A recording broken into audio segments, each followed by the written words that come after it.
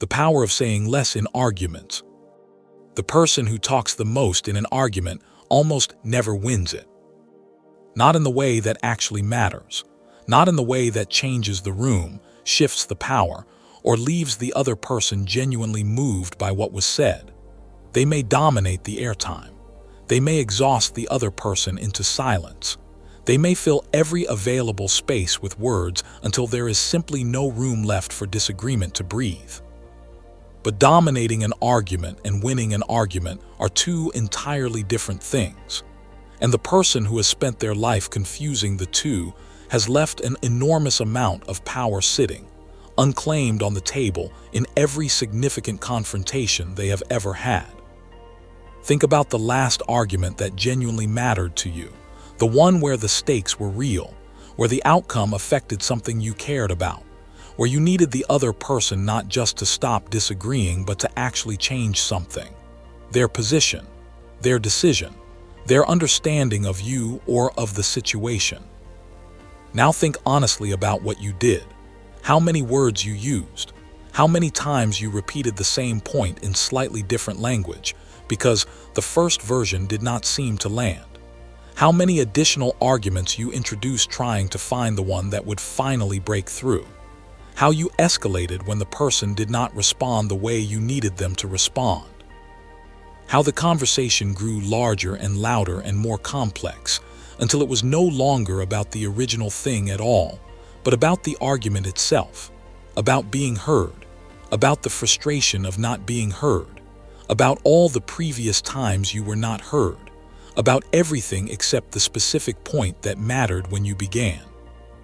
And think about whether you won, whether the outcome was what you needed it to be, whether the relationship after the argument was stronger or weaker than it was before, whether you left the conversation with more power or less.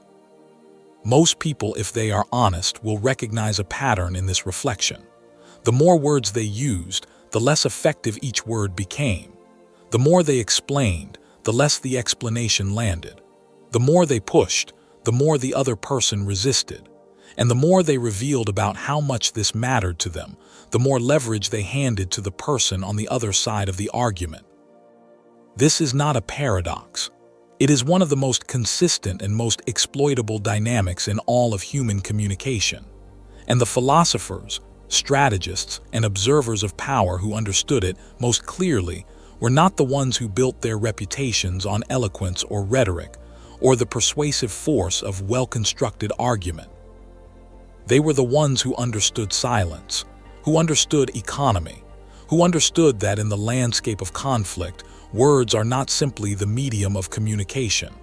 They are ammunition, and ammunition spent carelessly in volume without precision does not increase your firepower. It depletes it. Machiavelli understood this. The Stoics understood it. Sun Tzu built entire strategies around it. And every person who has ever consistently held power in rooms where power was genuinely contested has practiced some version of it, consciously or instinctively, as the foundation of their effectiveness. The principle is simple to state and extraordinarily difficult to practice in the moment when it matters most. Say less than necessary. Mean everything you say. And understand that in any argument, the first person to over-explain has already begun to lose. Why? Because over-explanation is a form of revelation. Every additional sentence you add to an argument after the essential point has been made reveals something. It reveals that you are not confident the essential point was sufficient, that you are afraid the other person will not accept it without reinforcement, that you need them to agree more than you are comfortable showing, that the argument matters to you at a level you are trying to manage but cannot fully conceal. And that revelation, in any genuine conflict, is the most useful information the other person receives from you in the entire exchange, because it tells them exactly how hard they need to push back for you to either capitulate or collapse into frustration. It tells them that your position, however strongly stated, has a specific emotional vulnerability underneath it that they can target more effectively than any intellectual counterargument they could construct. The person who states their position once, clearly, and then stops talking has given the other person nothing to work with except the position itself, which must be addressed on its own terms, which cannot be deflected through the emotional leverage of the speaker's visible need for validation, which sits in the room with the particular weight of something that does not require defense because it was offered without apology. That weight is what most people are trying to create through volume, through repetition, through the escalation of emotional intensity. And it is precisely what volume, repetition, and emotional escalation prevent them from creating. Because the weight of a statement comes not from how many times it is said or how loudly it is delivered, but from the quality of restraint that surrounds it, from the silence that precedes it and the silence that follows it, from the demonstrated willingness of the person who said it to let it stand alone without propping it up. This is the first and most fundamental principle of saying less in arguments. The statement that is made once and not repeated carries more weight than the statement that is made 5 times with increasing urgency, not because repetition fails to communicate importance, because it communicates the wrong kind of importance. It communicates your importance to the outcome, your emotional investment, your need, and need, displayed openly in a conflict, transfers power to the person who observes it. Now let us go deeper into the specific mechanics of why less is more in argument, and how this principle operates at each stage of a conflict. The first stage is the opening, how the argument begins and what each party's initial positioning communicates about where they actually stand. Most people open arguments the way they open negotiations, from a position of weakness. They front-load their position with explanation and justification before the other person has even responded. They pre-defend against objections that have not yet been raised. They provide context and backstory and the reasoning behind their view in a comprehensive presentation that is designed to be so thorough that disagreement becomes difficult. This feels strong. It is not strong. It is the opening move of someone who is afraid that their position alone is insufficient, someone who needs the supporting structure of explanation to make the position viable, someone who, in providing that structure preemptively, has told the other person exactly what they believe needs defending and exactly where the argument can most usefully be attacked. The stronger opening is the position stated without its scaffolding, not arrogantly, not dismissively, simply stated, with the specific quality of a person who has thought this through completely and is offering the conclusion of that thinking rather than the process. This forces the other person to respond to the position itself rather than finding the weakest link in the supporting structure and pulling it. Because here is something most people never notice about arguments they are inside of. The person who provides the most elaborate justification for their position has also provided the most targets. Every reason they give is a potential counterargument. Every piece of supporting evidence is something that can be challenged. Every additional layer of explanation is another surface area that can be attacked. The person who offers the fewest supporting structures has the fewest vulnerabilities. Their position stands in the open with nothing around it that can be dismantled without addressing the position directly. The second stage is the response to pushback. This is where the vast majority of arguments are won or lost, and where the discipline of saying less is most difficult to maintain and most consequential when it succeeds. When someone pushes back against your position, something happens in the body before the mind has processed the pushback. A kind of alarm, a threat response, the physiological correlate of a person whose stated position has been challenged, which the nervous system processes as a threat in something like the same register as a physical challenge. And the instinctive response to that physiological alarm is more words, more argument, more energy directed at overcoming the resistance. This instinct is the enemy of effective argument, because the pushback is not the end of your position's effectiveness. It is the beginning of the test of your position's strength. And the test is not whether you can overwhelm the pushback with superior volume or energy. It is whether your position can withstand the pushback without requiring you to intervene on its behalf. The response to pushback that most consistently shifts rooms and changes outcomes is not a counterargument. It is a question, or silence, or the briefest possible acknowledgement of the pushback followed by a restatement of the original position in fewer words than the first statement used. Each of these responses does the same essential thing. It refuses to accept the implicit premise of the pushback, which is that your position requires defending. It treats the pushback as information to be received rather than an attack to be repelled. And it keeps the center of gravity of the argument exactly where your position placed it rather than allowing the pushback to shift that center toward ground that is more favorable to the other person. The question as a response to pushback is particularly powerful because it reverses the dynamic completely. The person who is asking questions in an argument is not on the defensive. They are directing the conversation. They are choosing what gets examined. They are forcing the other person to generate content rather than simply responding to content that has been generated for them. And the person generating content in an argument is always more exposed than the person receiving it, because generated content contains the generator's assumptions, priorities, and vulnerabilities in ways that responses do not. One genuine question, asked with real curiosity rather than as a rhetorical weapon, after a pushback has been delivered, does more for your position than 3 additional arguments in support of it, because it forces the other person to explain themselves, to make their objection explicit, to move from the generalized resistance of disagreement to the specific articulation of what they are actually disagreeing with.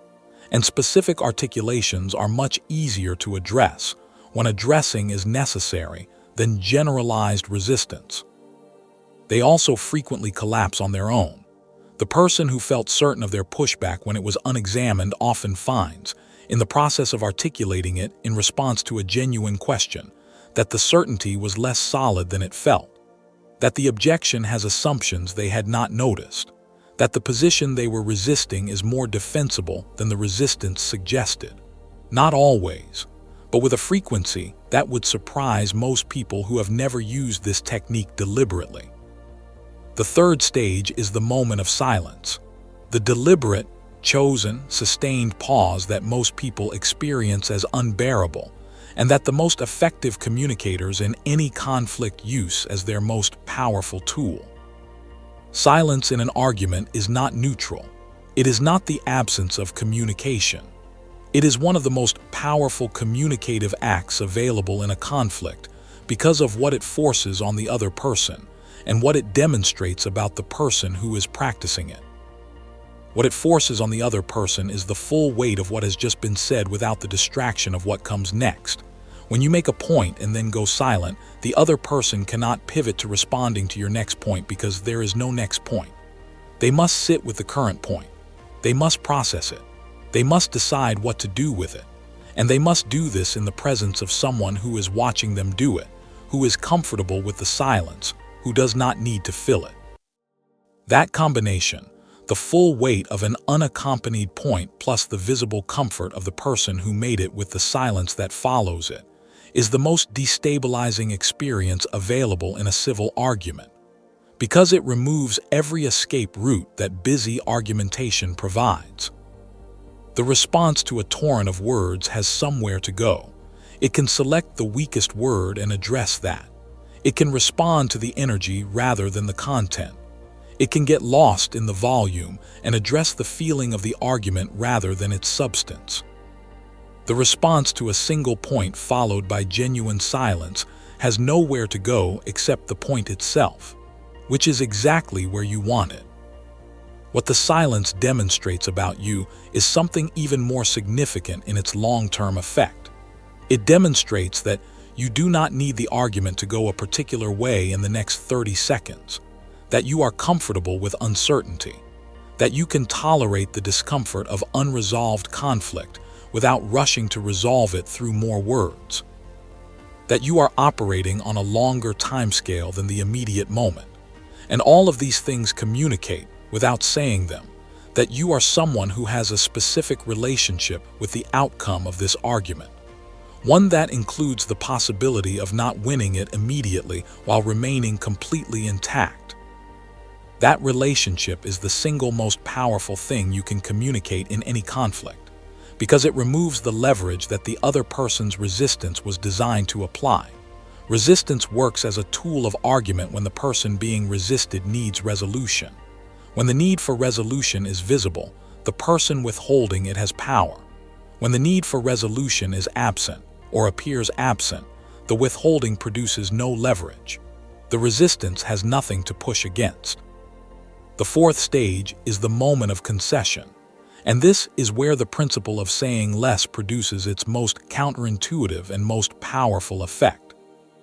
Most people treat concession in an argument as the beginning of defeat, as the admission that the other person's position has merit, which feels like it diminishes the merit of their own. And so they resist concession absolutely, or they make it grudgingly and minimally, or they immediately follow it with a qualification that takes back most of what the concession appeared to give. This is strategically backwards. The person who concedes clearly, briefly, and without qualification, in the specific moment when a concession is genuinely warranted, does not weaken their position. They strengthen it, because they demonstrate something about themselves and about their remaining positions that a person who never concedes cannot demonstrate. They demonstrate that their positions are not held out of ego or stubbornness, or the need to win, but out of genuine assessment. And this demonstration transforms every position they do not concede from something that might be ego or stubbornness into something that must be genuine assessment. The brief, clear, unqualified concession says this is where I was wrong, said once, without elaboration, without apology, without the self-flagellation that turns a concession into a performance of humility designed to produce a reciprocal concession from the other side. And then silence, and then the maintenance of every position that the concession did not touch, with the same brevity and the same steadiness that the positions were held before the concession, because the concession has now demonstrated that the steadiness is not inflexibility. It is genuine assessment, and genuine assessment is the hardest thing in the world to argue against, because it has already done the thing that argument is supposed to do. It has evaluated the evidence and reached a conclusion. The only argument against a genuine conclusion is better evidence, and better evidence must be produced, not asserted. The fifth stage is the ending, how the argument closes and what that closure communicates about what actually happened. Most arguments end badly, not because they produce bad outcomes, but because they end in ways that make the outcome feel worse than it was. The argument that was actually productive, that moved both people toward a better understanding, ends with one or both parties feeling depleted and defensive because the argument itself was exhausting and the ending was unclean. The relationship after the argument carries the residue of the argument's form more than its content. The principle of saying less extends to how arguments end. The person who says less at the ending of an argument demonstrates something that the person who uses the ending as an opportunity for final points and summary statements cannot demonstrate. They demonstrate that the argument is actually over for them, that they have said what needed to be said, heard what needed to be heard, and arrived at wherever they have arrived, without needing to establish that arrival through additional language. The clean ending is brief. It acknowledges what was resolved and does not revisit what was not. It does not perform warmth that is not felt. It does not perform closure that is not real. It simply stops, with the specific quality of a person for whom stopping is not a problem because the continuation was never about needing to keep talking.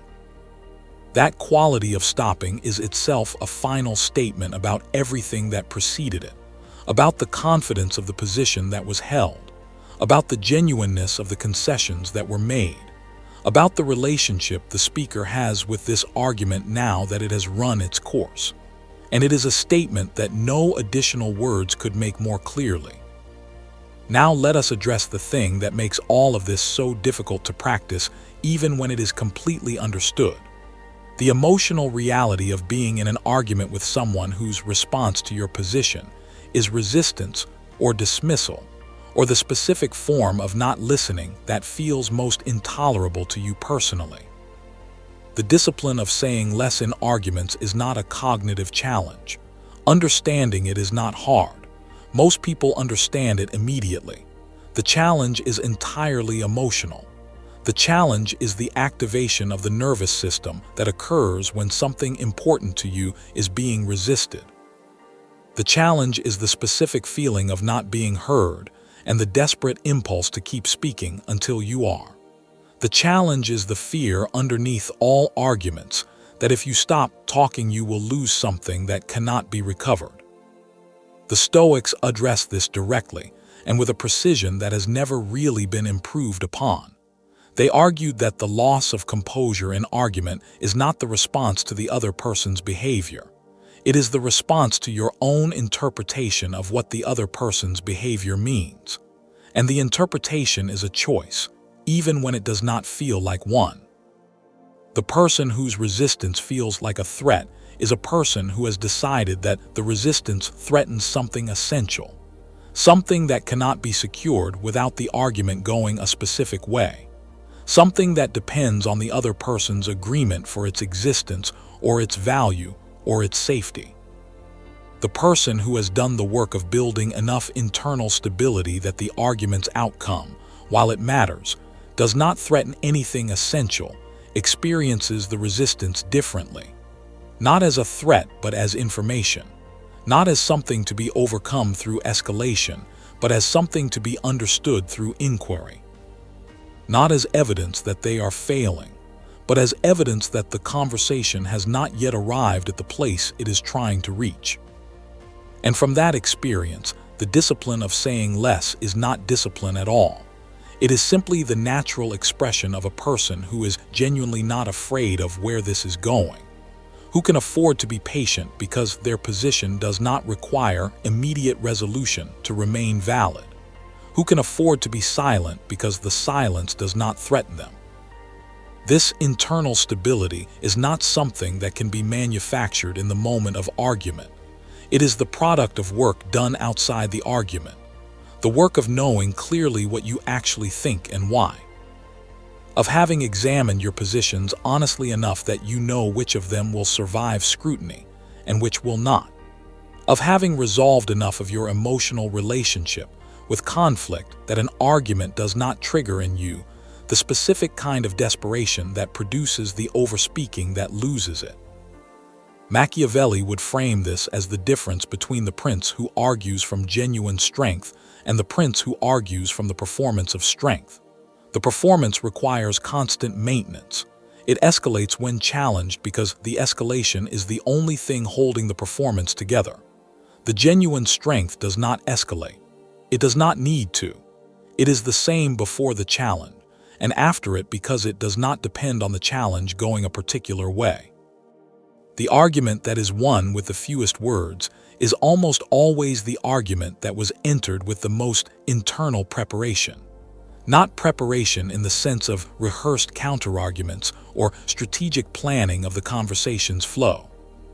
Preparation in the sense of the speaker having genuinely resolved, before the argument began, what they actually believe, what they are willing to concede, and what they are not. What the argument is actually about at its core, and what all the surrounding noise is that can be safely left unremarked. Because the discipline of saying less is also, and perhaps most fundamentally, the discipline of knowing what not to say.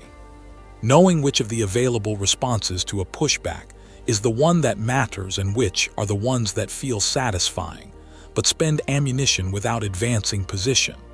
Knowing which of your own arguments is the one that will do the work, and which are the ones you add out of insecurity about whether the first one was enough.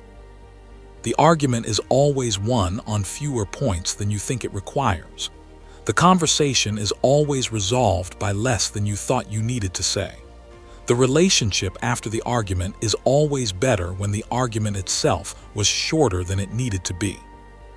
None of this is intuitive. All of it is learnable.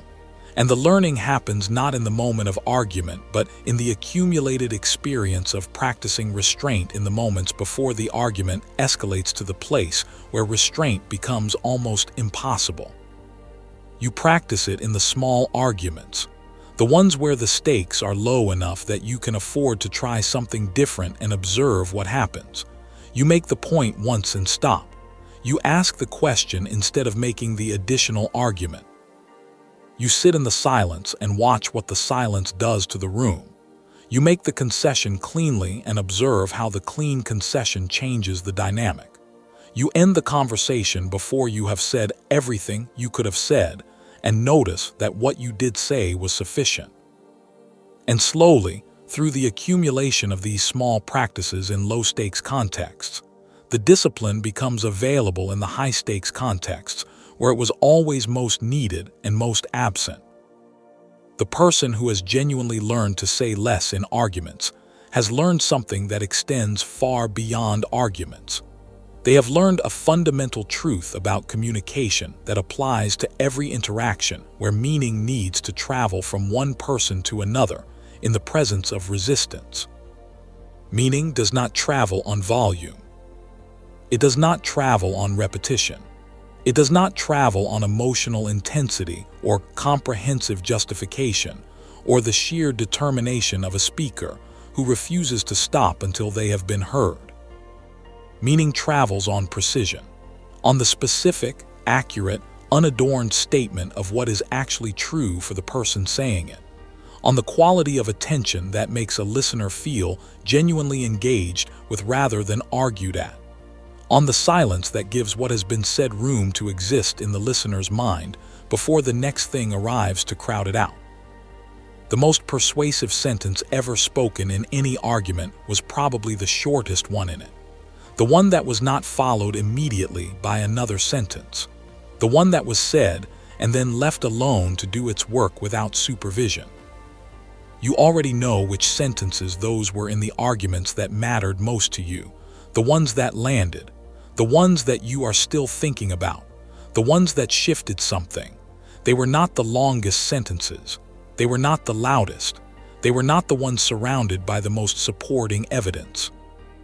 They were the ones that were said by someone who knew that what they were saying was enough, and who stopped.